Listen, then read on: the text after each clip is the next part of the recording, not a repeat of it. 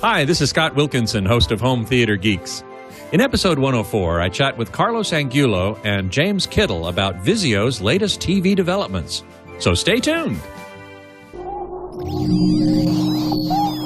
Netcasts you love. From people you trust. This is TWiT. Bandwidth for Home Theater Geeks is provided by Cachefly at CACHEFLY.com. This is Home Theater Geeks with Scott Wilkinson, recorded March 26th, 2012.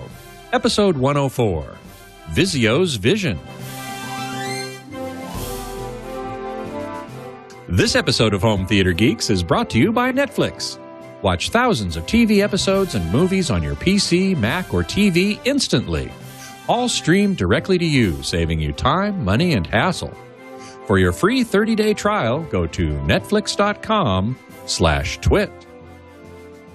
Hey there, Scott Wilkinson here, online editor of hometheater.com. My guest geeks this week come from Vizio. I have Carlos Angulo, a product marketing manager, and James Kittle, one of the product engineers, both joining us from the Vizio headquarters in Irvine, California. Hey, guys, welcome to the show. Hello. How's everyone doing? Yeah, thank you so much for being here. Those of you who are tuned into the live broadcast at live.twit.tv or logged into the chat room at irc.twit.tv can post questions for James and Carlos, and I'll pass along as many as I can. So the big story that the Vizio has been talking about now for a while, and I think we will finally soon actually see product in the market, are ultra widescreen TVs, 21 by 9 or 235:1, which corresponds to ultra widescreen movies that we see in the commercial cinema. What is your mission with these models? So it's not so much about the 21 by 9 content as it is more about the in-home experience. So it really, again, when you talk about delivering the best entertainment home solution in-home, you have the 4x3, which worked great, and then there's the 16 by 9, and 21 by 9 really takes that and takes it to sorry, I see you scrolling, but so the 21 by 9 really kind of takes that experience to a new level, and now you can take it home. So most films are natively filmed in 21 by 9, so creating this in-home experience with the first ever television that can actually deliver that at its native resolution is really the end goal here. Well, now, it's not quite the first. I know that Philips developed such a TV several years ago. It was never introduced or released in the United States. I think it was released in Europe, but I'm not quite sure how successful it was. This is probably the first one to be released in the U.S., I would think, unless I'm wrong about that. That is absolutely correct. So this will be the first 21 by 9 cinema-wide television that you will see in the U.S. And Philips did introduce their first television, the 21 by 9 television in Europe. I believe, I actually, correct me if I'm wrong, but I did see some news feeds saying that they may be ending their 21 by 9 in Europe. Oh, I hadn't seen that. But, yeah, you know, it may very well be. Somebody in the chat room is asking, what about 2.21:1? Well, I don't know about that, but the reason that we have 2.35:1 as an aspect ratio is, as Carlos said, that is the aspect ratio that a lot of movies are shot in and displayed at when you go to the commercial theater. So bringing that home without having, and I think, Carlos, correct me if I'm wrong, but really one of the reasons to do this is so that people can see the 2.35:1 aspect ratio movie using all the pixels on their screen without having these black bars, which everybody seems to hate so much. Yeah, so that's correct. As you know, most films are actually natively filmed in 2.35:1. So a bit of an annoyance has been when consumers actually watch these films and they end up losing 33% of their television screen to in 60x9. So it really is to deliver that complete experience without without really losing any of the degradation or any of the experience that gets lost from the movie theaters in home. Mm-hmm. Now, one thing that you have to do with that, and maybe James can address this. I noticed he stepped away for a second, but hopefully he'll be back. Vizio makes both LED edge-lit and backlit LCD TVs. Now, these are LCD TVs, right? They're not plasma, obviously. Correct. They are LCD. Right. So, and are they LED? Do they use LEDs as the illumination source? Yes. The TVs behind me, specifically the first SKU that will be in market, the 58, is in fact an LED edge-lit TV. Edge-lit TV. So that brings up the question. It would seem to me that edge lighting a 21x9 TV, you'd have an even harder time dealing with this uneven illumination, which can occur very easily on edge-lit TVs, especially in dark scenes. Now, are the LEDs around all four edges, or only on the sides, or only the top and bottom? And how do you deal with the uneven illumination in dark scenes? So I can't speak to exactly how or what perimeter or where on the screen is actually being lit on this specific model. I can state that the 71-inch is a full LED, full array backlit TV, so that won't be a problem on the 71. Right. These are actually the gloss panel. So in a complete darkroom in a home theater environment in which we intend people to actually use this in, you can't really notice too much the uniformity issues. I mean, as you see behind me here, we have a full screen picture going on, so there's really not a ton of dead, unused space, so there's not a lot of area left for you to see the uneven backlighting. Well, certainly I don't see it in bright scenes or in scenes where there's a lot going on. But in very dark scenes, like scenes in outer space, for example, in Star Wars or Star Trek, something like that, right. Sometimes you can see that. So it's always been something that I think edge-lit TVs can't avoid altogether. Or tell me if I'm wrong. Well, we do also implement our smart dimming technology in these panels. So, of course, we will control the LEDs and try and minimize that effect as much as physically possible. Mm-hmm. Can you tell me more about this smart dimming technology, how it works? Not giving away any trade secrets, of course. No, of course not. Most of our panels actually employ this technology, and again, depending on the backlight, would really depend on how it is controlled. But the LEDs in dark areas of the picture are actually controlled or dimmed, while the LEDs in the brighter areas of the picture may remain the same or pick up a little bit of the extra brightness. But the effort or idea here is to try and keep everything as dark as possible without degrading or washing out the rest of the image quality. But how can you control, on edge-lit sets anyway, which LEDs are brighter and which are not, depending on where the image is brighter or darker? I guess it would depend. I guess you would just brighten the ones that are aligned horizontally or vertically with the areas of brightness. You're exactly right. I mean, the LEDs, yes, they may be edge-lit, but they're still individually controllable from each other. Mm-hmm.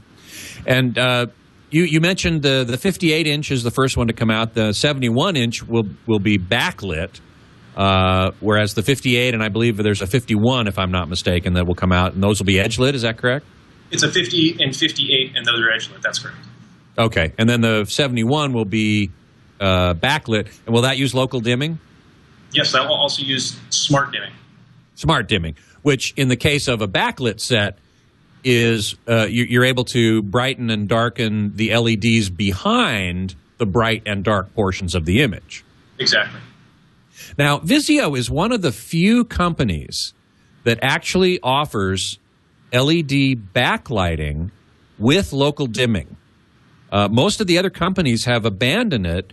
Sony has some at the very high end, but Samsung got rid of it altogether. Why has Vizio stayed with it? And I must applaud you for doing so, because I really think it's a great technology.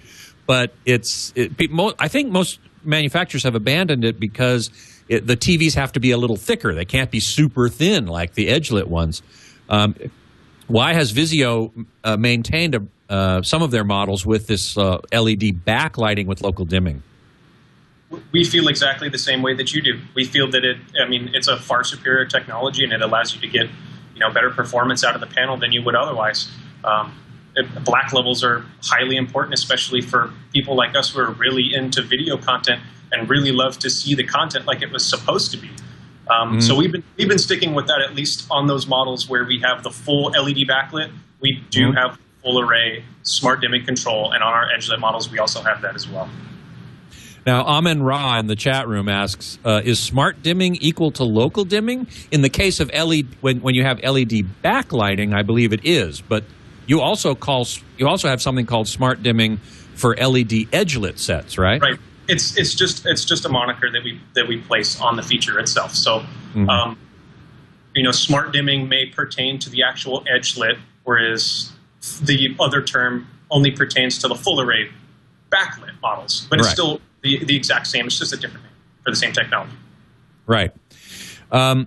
Alex C. in the chat room asks, what is the resolution, the native resolution of these 21:9 sets?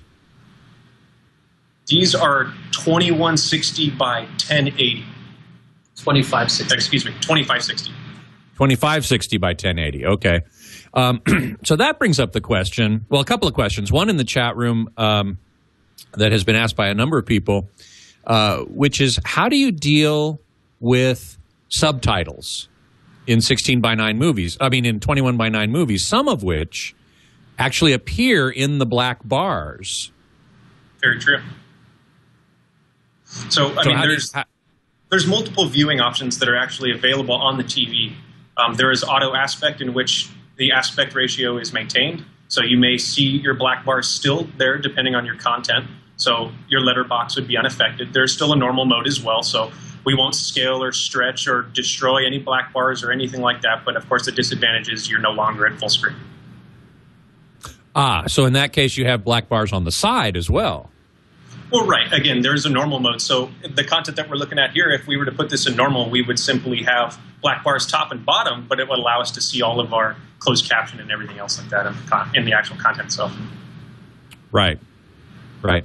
iPad 898873 in the chat room asked, are these IPS panels? And somebody else earlier in the chat room asked, where you get your panels from. You may not be able to reveal that, but do you use IPS technology or VA? Yeah, fortunately, we definitely can't discuss any of the panel-related questions. Sorry, guys. Okay. You can't even say what the technology that they use. That is rather IPS or vertical alignment. There are basically two types of LCD panel technology. One is in-plane switching and one is vertical alignment and variations thereof. But you can't even reveal that much? If it's okay, I'd like to confirm that we may be able to reveal that and maybe follow up an answer on a post or blog or whatnot. But okay, all right. No, that's fine. That's fine. Here's a question for you that I know some people in the chat room are asking about, and I wanted to ask you as well. There are some movies, like, for example, Tron, and I saw you showing that earlier, and The Dark Knight. Switch between 235 to 178. Yeah. Yes, exactly. So, how do you handle that? We actually fine-tune the algorithm within the TV itself. So as I had stated, there is a few separate view modes, one being auto aspect, which preserves a one-to-one native pixel mapping without stretching or scaling or doing anything. And then we have auto stretch, which will upscale everything by a factor of 1. So if we're in 16:9, it'll bring us out to a full 21:9 and vice versa. So what happens is we're actually looking at the video, and I've set a threshold here. It's like I said, I'm not going to go too far in depth, but we've set a threshold. Sure. If the black level is within or without the threshold, we move and scale accordingly.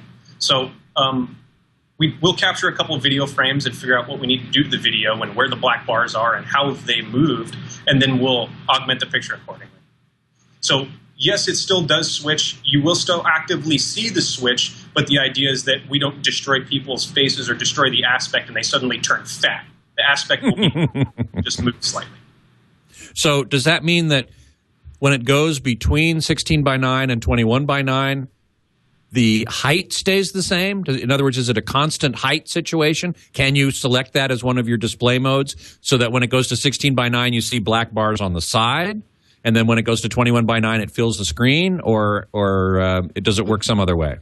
No, as stated, like I said, if we were to actually leave it in normal mode, you would physically see it switch. So you would see the black bars on the side completely change and look completely different. Or if we leave it in, like I said, the mode that we auto-scale everything, it would simply look just like a small change. You would see everything kind of get a little bit wider, but the aspect would appear the same.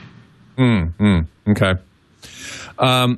Effin Dunn in the chat room is asking, why is there such a large black bar on the bottom of the content being shown? Is that true? I didn't notice that. This is actually bezel.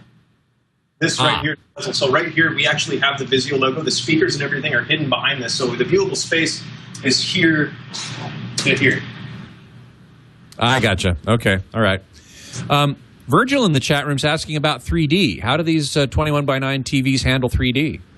These are theater 3D models. They will automatically switch and detect. If we were to throw 3D content at this thing right now, we would see a pop-up that says 3D content has been detected.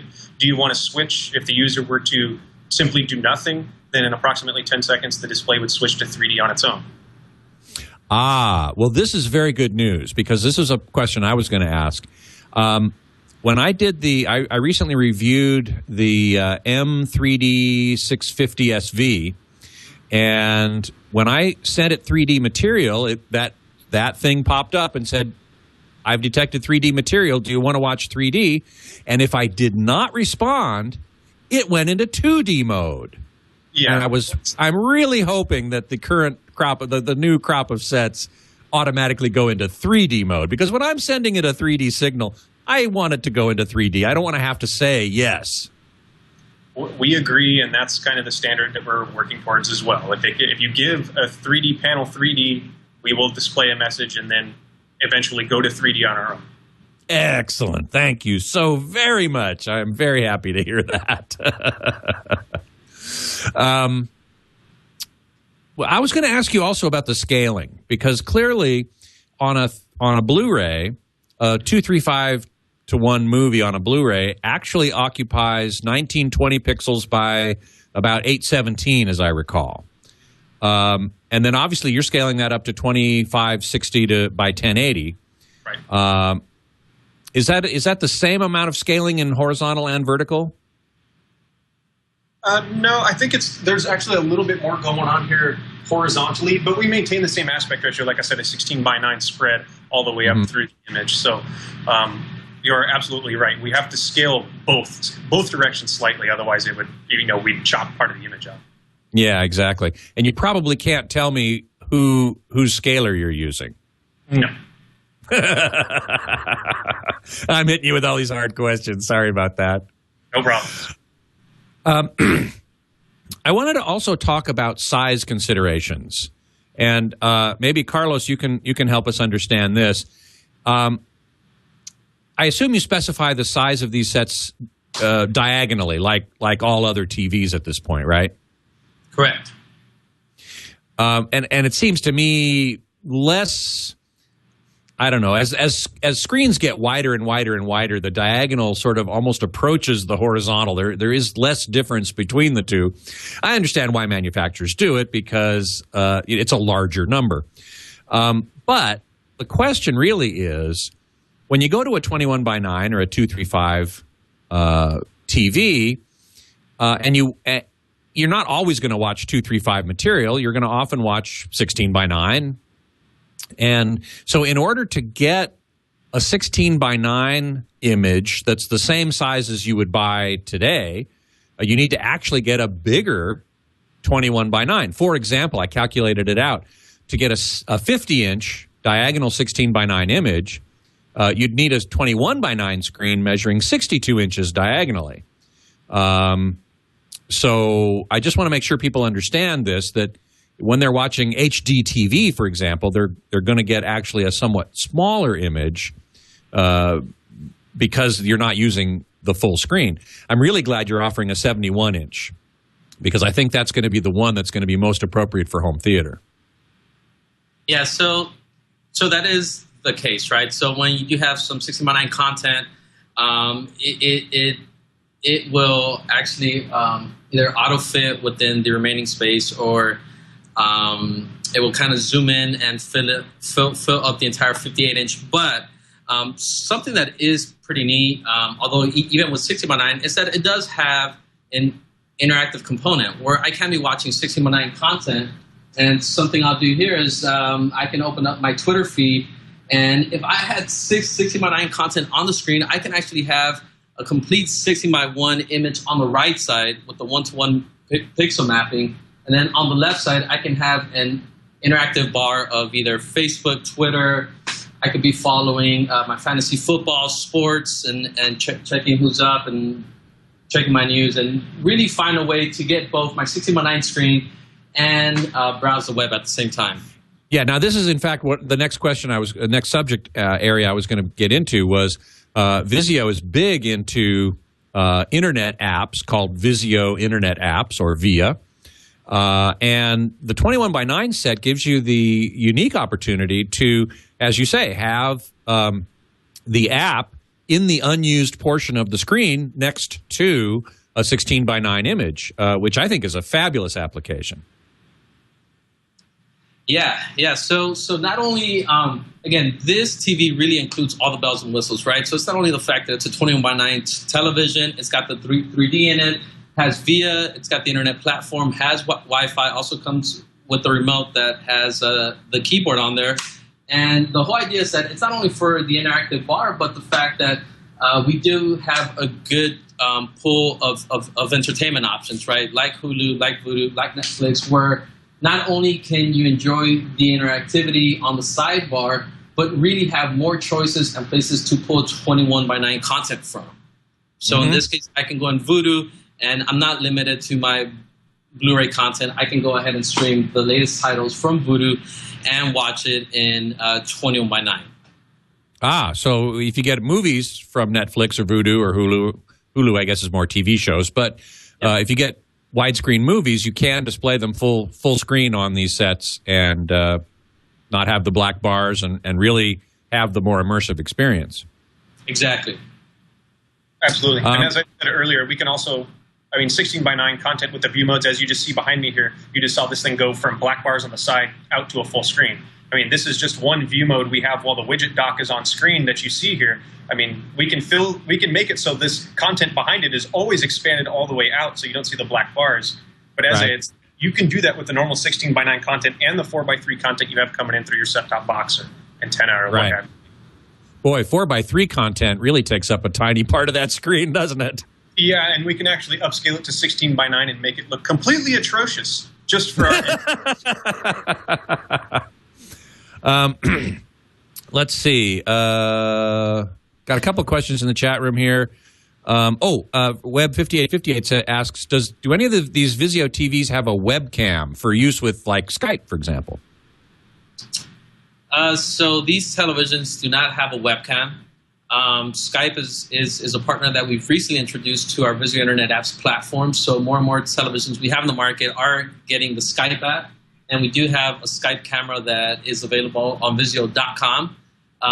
When the Cinema Wide launches, Skype may or may not be available. But like all of our televisions, when it does become available, it'll be via an update, and you will be able to get a Skype camera to complement it. Great. And will any Skype camera work, or will it only be certain ones that you've verified as being actually compatible?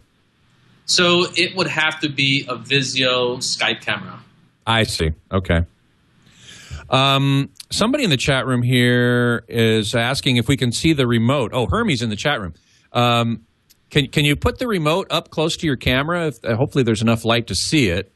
It's the same VUR10 remote that's shipped with our popular 3 Series, 4 Series. We've had several models of TVs ship with this. This one just so happens to have the 3D button So you can directly switch between 3D content and 2D content with the push of a button. Right.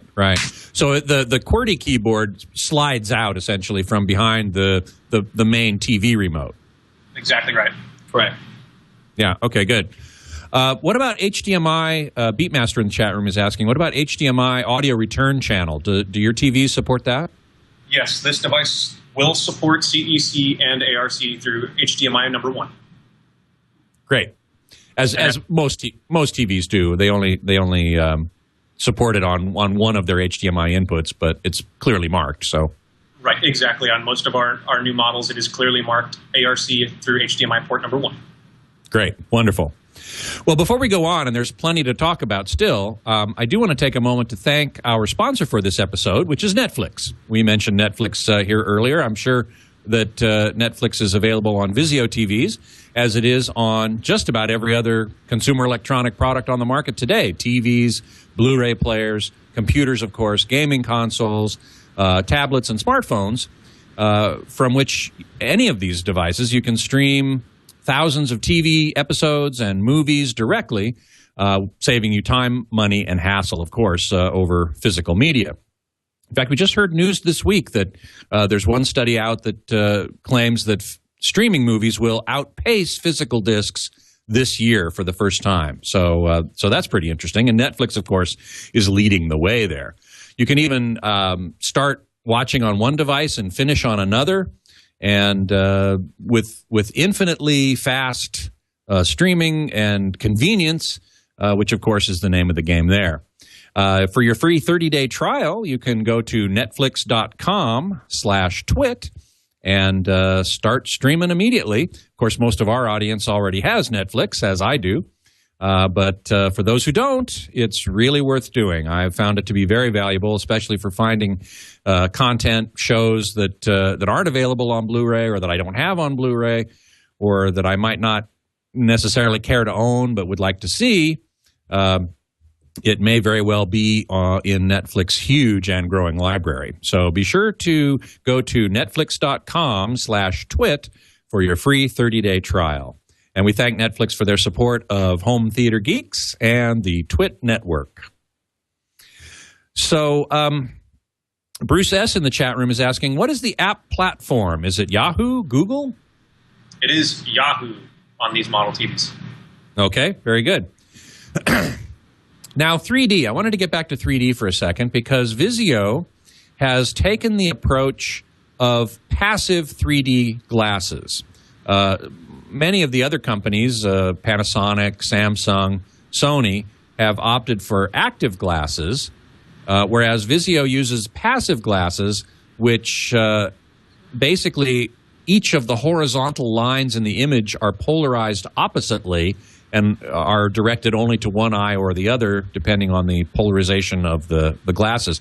Why is it that did Vizio go for passive 3D rather than active 3D?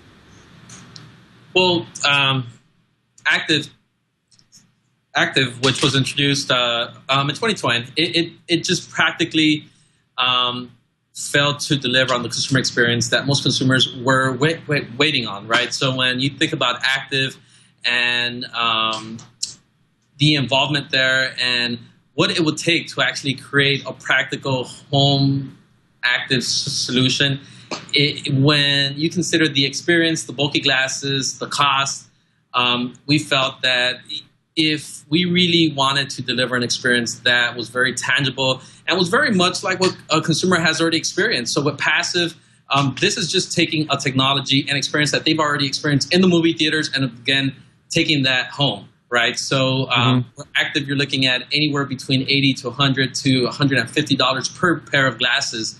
With passive, not only are they inexpensive, but they're comfortable, they're lightweight, and I'm holding a pair here. They look very much like sunglasses. So again, it was just delivering on a solution that's much more approachable, comfortable, and delivers a better experience for the consumer. And let's face it, there were technical limitations as well. I mean, we had lots of crosstalk. It only seemed to work better on plasma TVs as opposed to LCD TVs. Glasses price, glasses style. I mean, you look like a spaceman when you wear most of these, and they're not really comfy. That's true. That's true. The crosstalk issue is certainly an important one that doesn't occur with the passive glasses and does with the active glasses sometimes. And also, there's some people complain about flickering with active glasses. I've never seen that myself, but it is a concern that a lot of people raise. Right. That's all a limitation due to the fact that the glasses are actually IR. So depending on how far away you are from the front of the TV, which is emitting the sync to sync the glasses and blink the shutter in the glasses at just the right time for you to see the 3D. That's why you would see blinking, or if you had metallic objects in the line of sight or in the way between you and the display, all of those can perceivably affect active shutter glasses. And that's not an issue with passive. No, it isn't. And I also have to say that in my experience, the passive 3D image is more cohesive. It hangs together better as a 3D image. Exactly. And then we've also noticed as well with the active glasses, some specific color, just blues, certain shades of blues next to other colors and content specifically produce more crosstalk than others. And there's just some of those you can't really get around. Yeah. However, there is the issue of, as I said in the description, each horizontal line of the image is polarized oppositely. So lines number 1, 3, 5, 7, all the odd-numbered lines are polarized in one direction for the right eye, say. I don't remember if that's exactly correct, but we'll say that for now. And all the even-numbered lines are polarized for the left eye. So technically, mathematically speaking, each eye is only seeing 540 lines of information. Now, there are studies that have been done by independent researchers that show that the brain sort of fuses these two images, the left eye and right eye, together. And so you do perceive a much sharper image than you would expect from 540. And I verified that myself just visually. But you still see little thin black horizontal lines. I do anyway, and everybody that I know does, especially on like white lettering on a black background, say in the credits or something like that. So that is the one drawback that I see to passive on LCD TVs. How do you respond? I agree with you, but again, like a normal viewing distance, a 55 or 65-inch panel, you're typically 10, 12, 15 feet away. You're telling me that you can clearly see those microscopic black lines from entirely across your room and couch and everything? Oh, well, only under certain conditions. Now, as I say, I recently did the M3D 650 SV, and I didn't see them at the proper viewing distance, and I made sure I was at the proper viewing distance, except in certain cases with, as I said, light lettering on dark background. And in a case like that, you can still sometimes see them. Personally, it doesn't bother me. And the more cohesive 3D image, no crosstalk, and more comfortable glasses. I certainly agree with you there, that the passive glasses are much more comfortable to wear, and they're less expensive. You can outfit your family much easier than you can with the active glasses. All of that, I think, tips the balance for me to passive. And I'm not just being a Vizio shill here. I really do believe that. So that's a good thing. Now, I wanted to ask you about 3D on the 21x9. We talked about that a minute ago. Are there any special problems that crop up because the image is so much wider? Yes. As you would clearly know and understand, or anyone who is familiar with 3D, that if we did a side-by-side, we just lost half of our horizontal resolution. So it makes more sense on a panel of this size to do top-bottom format. Ah, okay. But now we're talking about broadcast formats more than anything else, because with Blu-ray you have what's called frame packing. So you do have the entire left and right image being sent, to the TV. But sorry, go ahead. That is ideal, and that is how we would receive most content from Blu-ray players and content providers. Is it will be frame packed. But yeah, there was no special challenge or anything. I mean, it is at heart a passive theater 3D TV, and we have done that multiple times successfully over many SKUs. Sure. And also, one last thing I wanted to add on the Theater 3D in comparison to Active is the fact that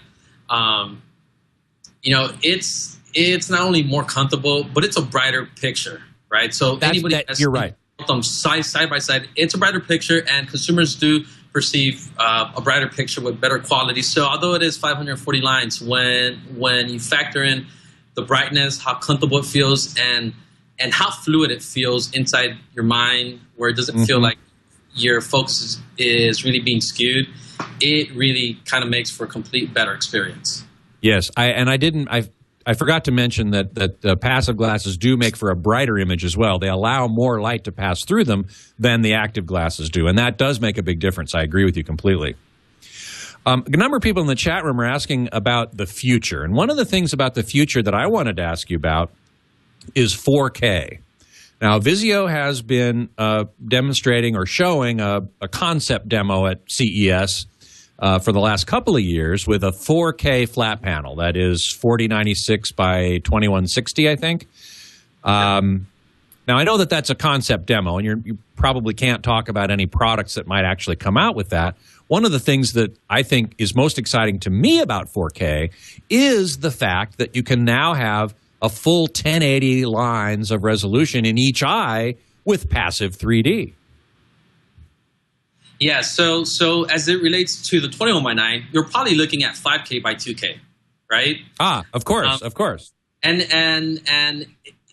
it definitely is a technology that we're looking at down the line.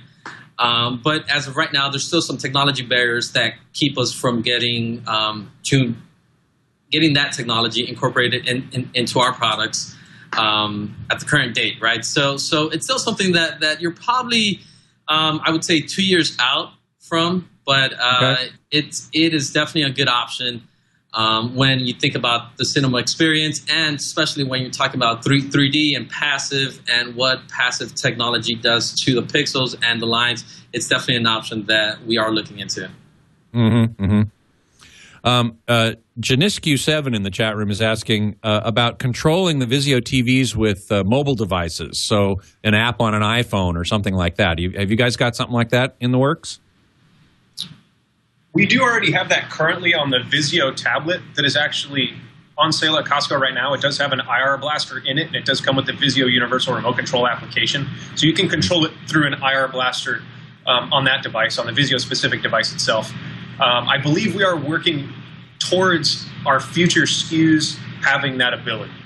But as of right now, there's nothing outside of that remote control app on the tablet. Okay.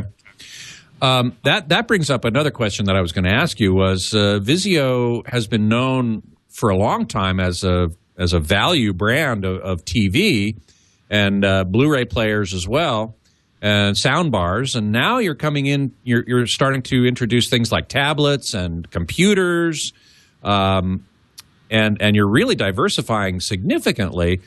So I wonder about how that, I'm concerned that might possibly dilute the brand, sort of going too many directions at once. How do you feel about that?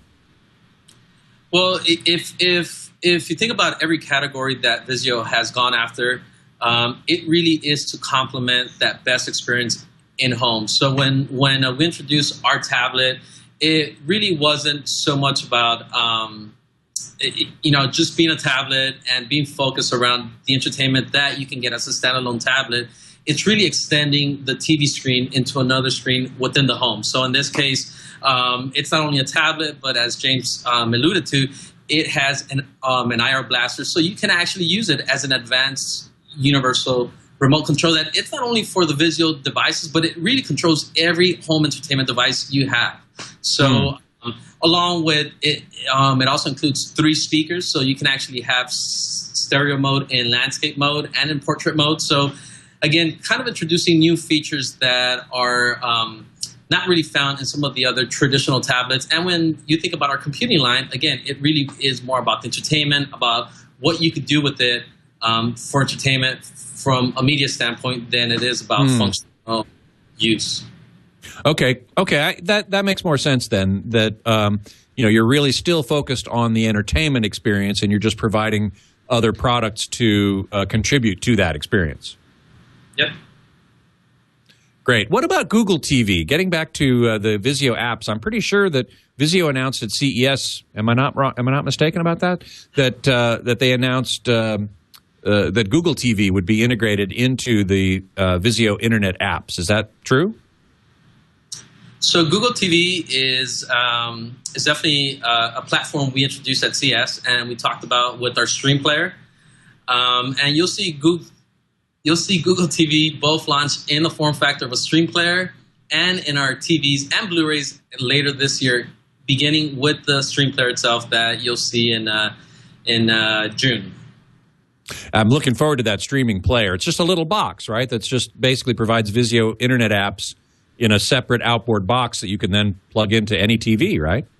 Yep, they're very comparable to what you've seen out of some of the other players, such as like the Roku box, the Apple TV, Boxy, Xbox, and some of these other network entertainment devices that now have an Ethernet port where you can actually make more use of it and enjoy apps. But I think when we introduce our Google TV platform, again, it's not really so much about apps, because apps, if you think about it, they've been commoditized, right? An app is an app. So it's really about the quality of that app and the new services that are going to be available. So on our Google TV platform, you'll see not only a full-feature web browser, you'll see multitasking involved where it's not so linear. And then you'll see a new wave of apps like OnLive, which is a game console experience, but it's all cloud gaming.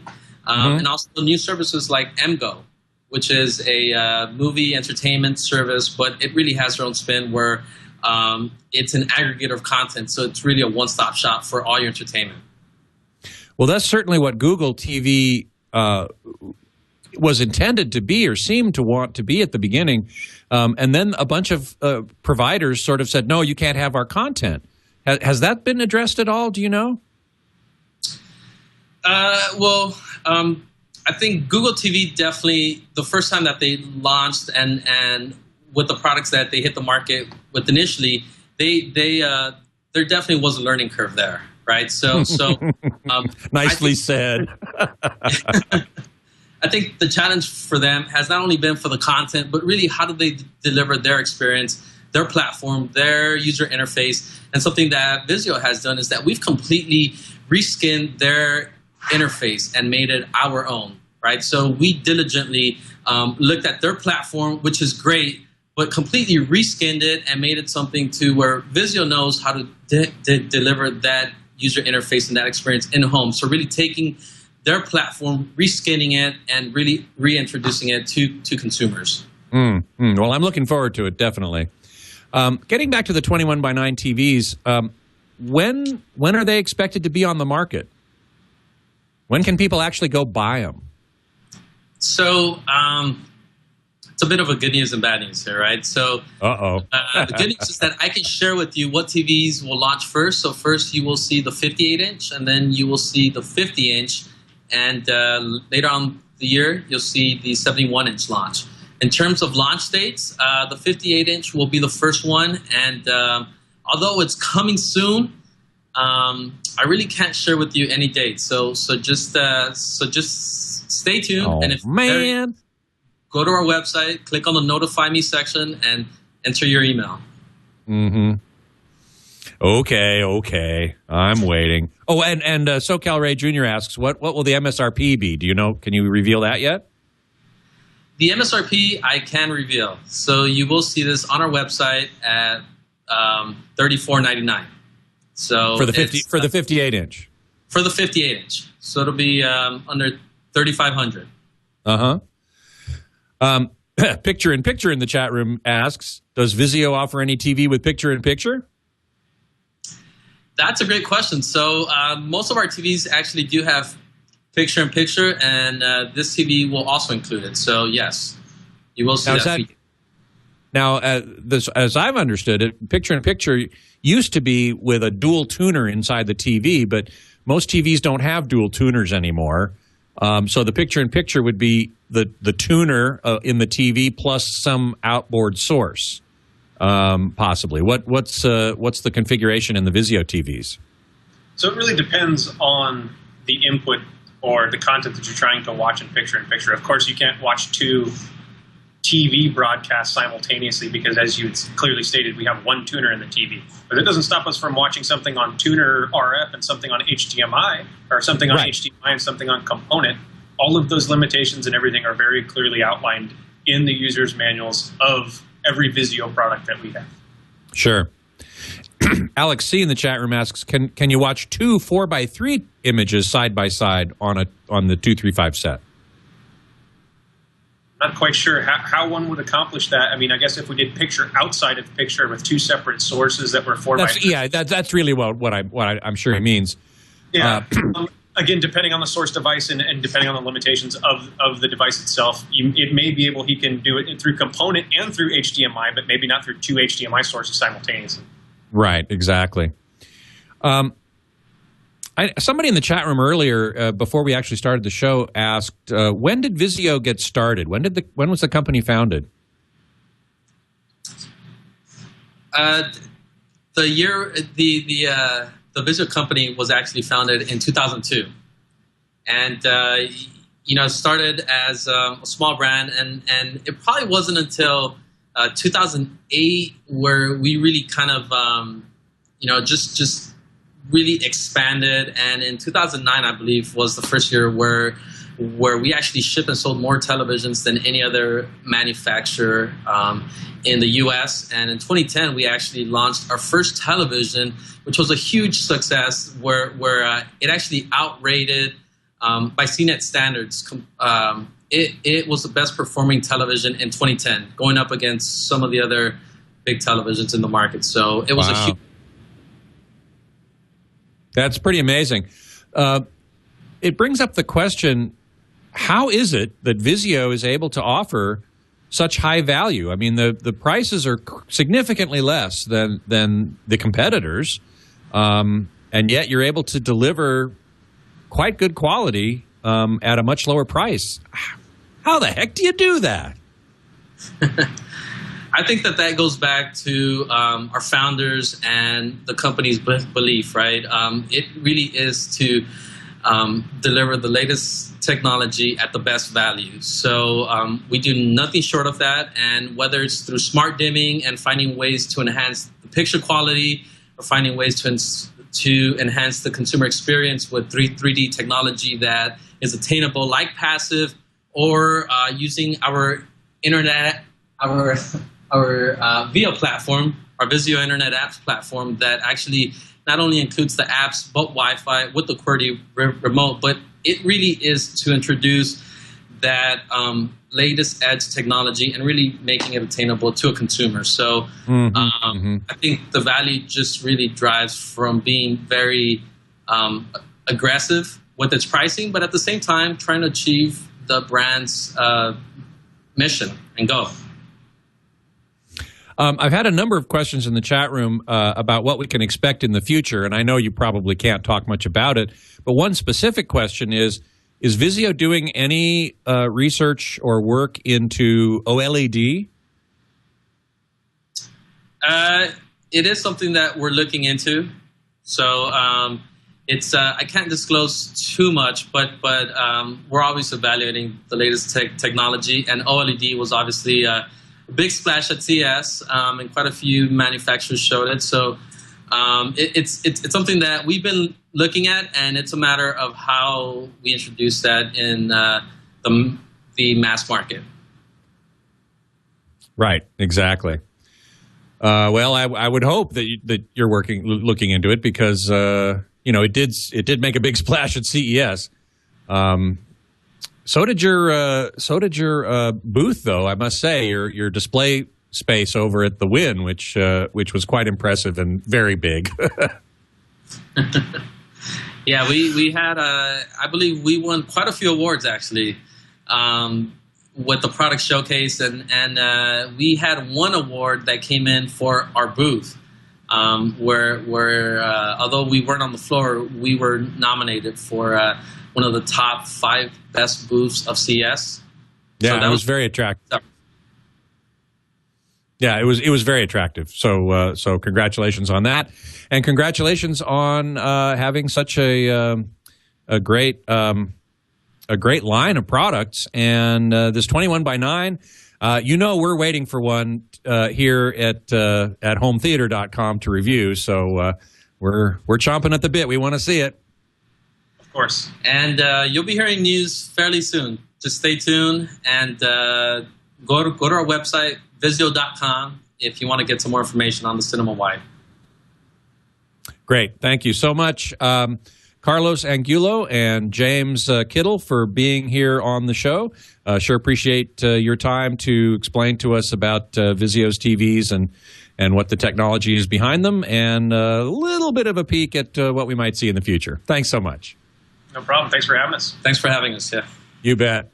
Of course, as Carlos and James both said, you can find out more information at Vizio.com. And you can find me online at hometheater.com. You can email me at scott@twit.tv. And you can follow me on Twitter at htgeekscott. Next week, my guest geek... Sorry, little edit there, please. Next week, my guest geek is scheduled to be audio legend Mark Levinson, who will be talking about all sorts of interesting stuff, including his latest company, Daniel Hertz, and his work on improving the sound of low-cost audio products, and his remastering of 50 years' worth of audio recordings from La Fenice Opera House in Venice, Italy. So it's going to be a fabulous hour. I sure hope you will join me for that. Until then, geek out.